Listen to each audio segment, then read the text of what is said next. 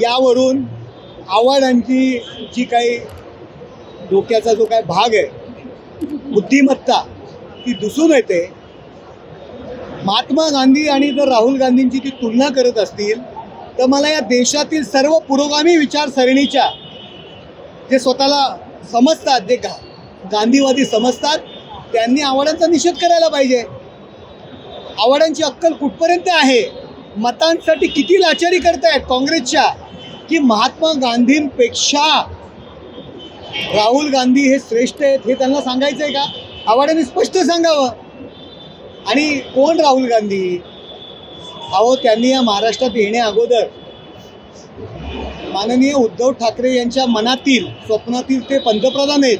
माझं उद्धव ठाकरेंना आव्हान आहे की या राहुल गांधींना आधी सावरकरांची माफी मागायला लावा.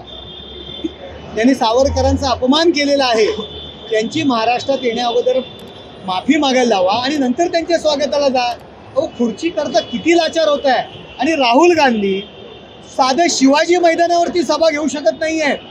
ज्या ठिकाणी नरेश मस्के असतील, आमचे रवींद्र फाटक असतील, निरंजन डावकर असतील, आम्ही शहरातले नेते त्या ठिकाणी सभा घेतो, ते एका चौकामध्ये त्यांना सभा घ्यावी लागते.